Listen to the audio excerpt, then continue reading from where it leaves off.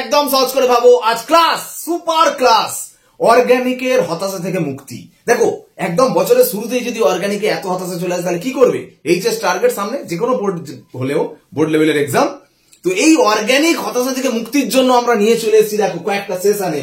Aldehyde ketone acid session 1। আমরা এই কয়েকটা সেশনে এমন কিছু ক্লাসের ভিডিও দেব যেখানে একদম সিওর শর্ট কোশ্চেন এখান থেকে পড়বেই। দেখো এই যে রিয়াকশন গুলো বলা হয়েছে, এই রিয়াকশন থেকে মিনিমাম 3টে রিয়াকশন পড়ে। শুধু সাজেশন বলে বলছি না, তুমি নিজে দেখো, কোশ্চেন ব্যাংক খোলো, টেস্ট পেপার খোলো, যে কোনো test paper, WBTA, BTA, previous year question খোলো, এখান থেকে মিনিমাম 3টে কোশ্চেন পড়েছে, মিনিমাম, ম্যাক্সিমাম 5টা পর্যন্ত পড়তে পারে। ঠিক আছে, এবার এখানের মধ্যে দেখো ভালো করে স্কোর করতে গেলে টার্গেট বোর্ড, ঠিক আছে, এইচএস যাই হোক, সেই টার্গেটের জন্য আমাকে কিছু রিয়াকশন কিন্তু বুঝে করতে হবে। কিছু রিয়াকশন ডাইরেক্ট মুখস্থ করে দিলেও চলবে। যেমন এখানের মধ্যে দেখো রোজেনমান, বেঞ্জোইন কনডেনসেশন, পার্কিন, স্টিফেন, এগুলো মুখস্থ করে দাও। এইগুলো কিন্তু বুঝে করতে হবে, নাহলে কিন্তু হবে না। ঠিক আছে, কেমন হবে কোশ্চেন পড়ে দেখো। আমাকে এই যে কোশ্চেন গুলো দিয়েছে এই কটা সবগুলো মুখস্থ। সিএন থেকে সিএইচও একদম স্টিফেন প্রসেস কি দেবে? রোমানোরপে 1 দিয়ে দেবে SnCl2HCl, 2 নম্বরে দেবে জল, হয়ে গেল, গল্প শেষ। এটা কি দিয়েছে? COCl থেকে CHO, মনে রাখবে এটা হচ্ছে রোজেনমান রিডাকশন। রোজেনমান রিডাকশনে কি দিতে হয়?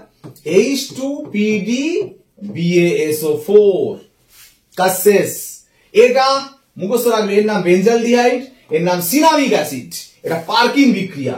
এই পার্কিন বিক্রিয়া যে রিয়েজেন্টটা দিতে হয় সেটা হচ্ছে CH3CO2O acetic anhydride, sodium acetate আর 140 ডিগ্রি C। বলে রাখি এইটা কিন্তু এরম ভাবে লেখে, হ্যাঁ, CH3COOCOCH3, হ্যাঁ, অ্যাসিটিক অ্যানহাইড্রাইড।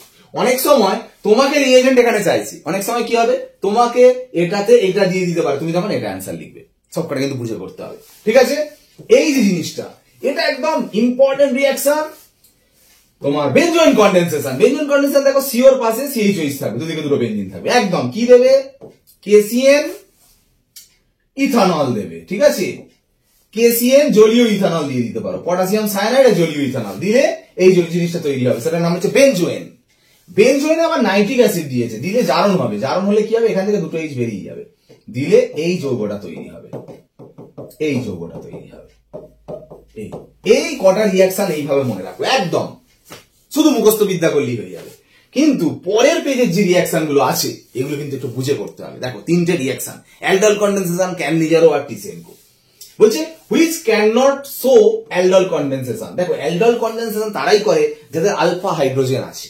দেখো এটা ফাংশনাল গ্রুপ, তার পাশের কার্বনে আলফা আছে, আলফা কার্বন আলফা হাইড্রোজেন আছে, খুব ভালো কথা। ফাংশনাল গ্রুপ, তার পাশের carbon alpha carbon alpha hydrogen আছে। ফাংশনাল গ্রুপ, তার পাশের carbon alpha carbon alpha hydrogen আছে।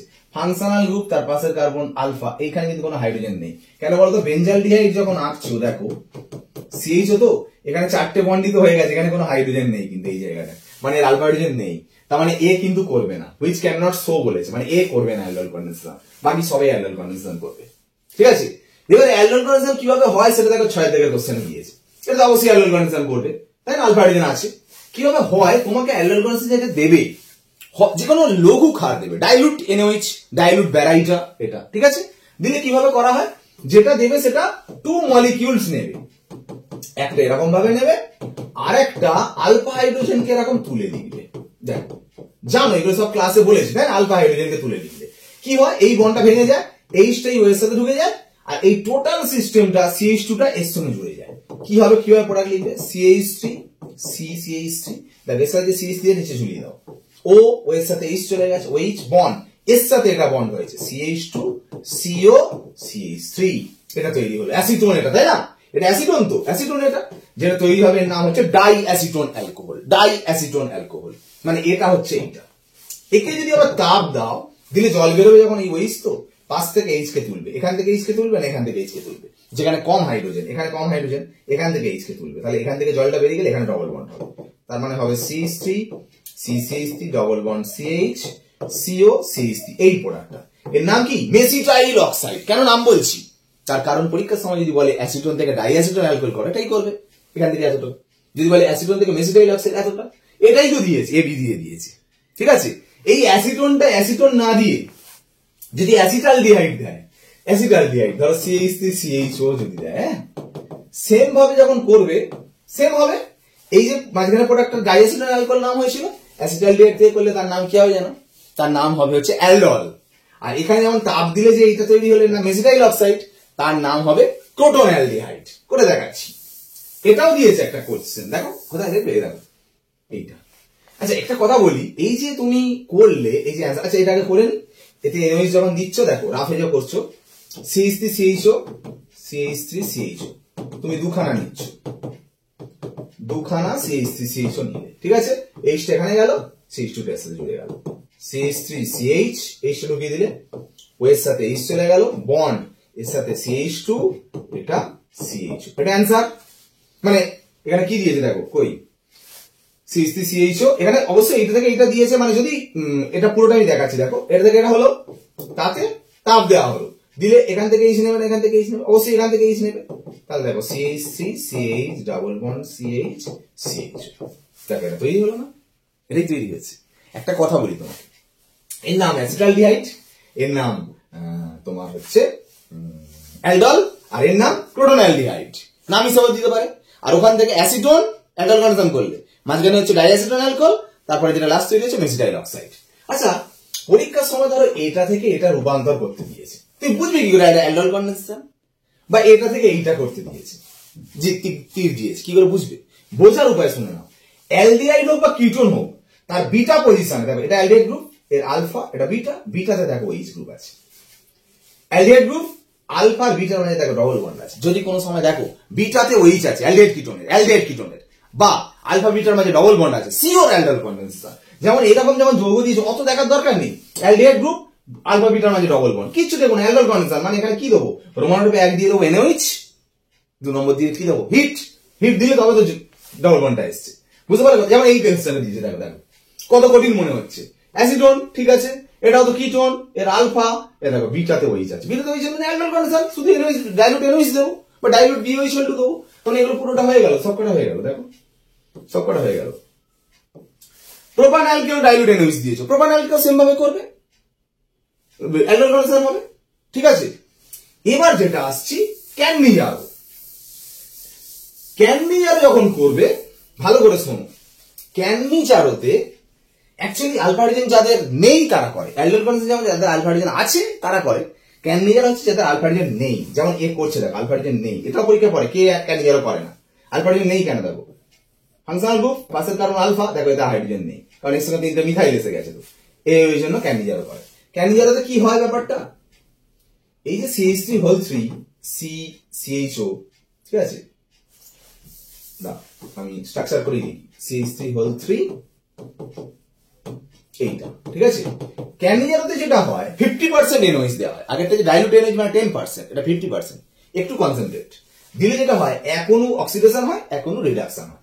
রিডাকশন হলে কি হয়, এখানে একটা এইচ এখানে একটা এইচ ঢুকবে, ঢুকলে কি হয়ে যাবে CH3CH3CH2H, এটা একটা প্রোডাক্ট, আর এক অণু অক্সিডেশন হবে, মানে এখানে একটা ও ঢুকবে, কারণ ও ঢুকলে কি হবে CH3CH3CH3C⋯H, কিন্তু এটা ফাইনাল নয়। কেন ফাইনাল নয়, যেহেতু তুমি এনওএইচ দিয়েছো মানে এই অ্যাসিড গ্রুপটা এনওএইচ এর সঙ্গে রিঅ্যাকশন করবে, করে COOH টা COONA হয়ে যাবে, মানে ফাইনাল প্রোডাক্ট যেটা এইটা COONA, আর এটা হবে CH2H। তোমাকে যখন এরকম কিছু দেবে না, তুমি শুধু এইটা লিখে দিয়ে আসবে, এইটা এসব যা কিছু করবে সব রাফে করবে, অ্যালডল কনডেনসেশনে যে করালাম এত এত তীর ফির দিয়ে, ওগুলো মেন রাফে করবে, সব ডান দিকে এরকম তীর টেনে করবে, মেন খাতায় কিন্তু মেন প্রোডাক্টে যেটা লিখতে দিয়েছে সেটা লিখবে, বুঝে গেল? এখানেও সেম দেখো, CHO টা দেখো CH2H হয়েছে, এখানে এই CHO টা কি হয়ে গেছে COONA হয়েছে, মানে বুঝতেই পারছো ক্যাননিজার মানে 50% এনওএইচ দিয়ে দেবে, কাজ শেষ। লাস্ট যেটা বলা, এবার বুঝতে হবে দু রকম মিশিয়ে দিলে কার অক্সিডেশন হবে কার রিডাকশন হবে, এটা আমার বলা আছে, মনে রাখবে। এই আমি ধরো 3টে অ্যালডিহাইড লিখছি সাপোজ, হ্যাঁ 3টে অ্যালডিহাইড লিখছি, কার অক্সিডেশন হবে মনে রাখবে, মানে এখানে যেমন একরকম দিয়েছিল বলে তুমি এরই অক্সিডেশন করছো একটা, এরই রিডাকশন করছো, দু রকম দিলে কার অক্সিডেশন করবে কার রিডাকশন করবে মনে রাখবে।